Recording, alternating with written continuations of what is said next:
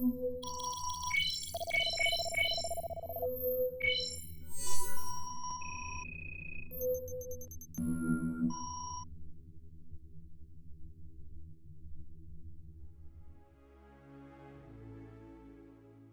myriad of honors and storied lineage of House Triton stretches back to the first chronicles of Lost Terra itself.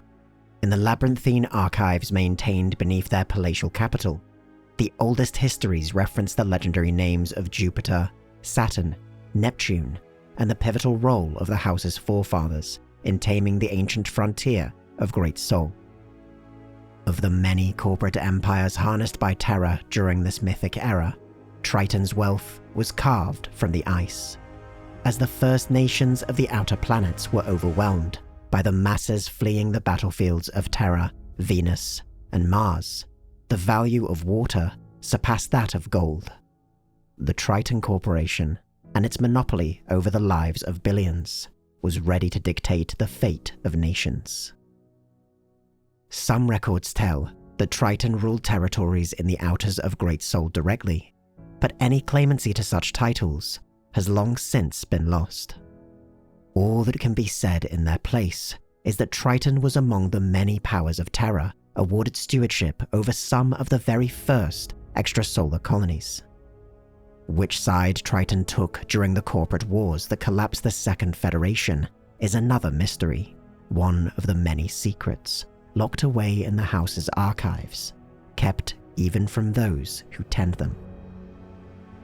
Throughout the rampant wars and disasters that defined the First Interstellar Age, Triton's influence waxed and waned, but never quite vanished from the galaxy.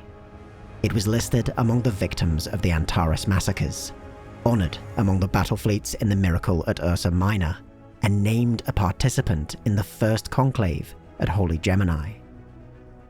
Yet, in the conquests of the Starlight Emperor that marked the Second Solar Age, Triton was among the clearest victors. A close partner to the Emperor, its leadership ascended the newly founded royal aristocracy, one of the first great houses of the Solar Imperium.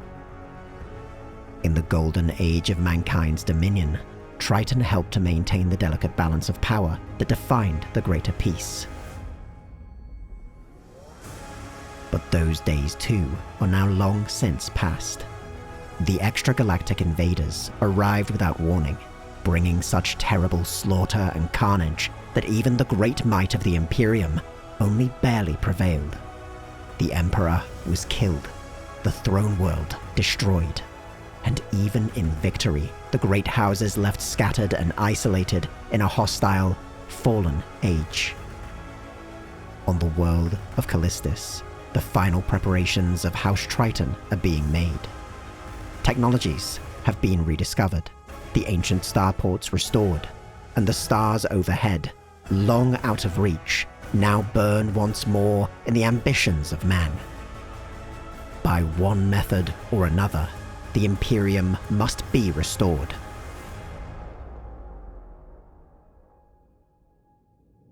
For the galaxy has taught mankind terrible lessons, in treasure, in time, in blood. And sacred among these, a warning. Suffer not the Xenos in the galaxy of man. House Triton is the fourth of 5 nations with the potential to become the subject of Stellaris Invicta Season 3, but the galaxy it exists within is rather unique, inspired by a trip to the desert my friend Frank and I took on psychedelics.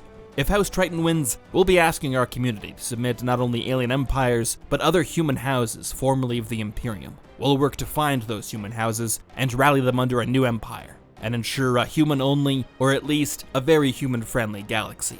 If you'd like to cast your vote for House Triton, a pledge of just $2 on our Patreon will get you access to the polls when they open this Friday, January 23rd. And to learn a bit more about how this nation might function in-game, check out our social media where some additional information has just been released.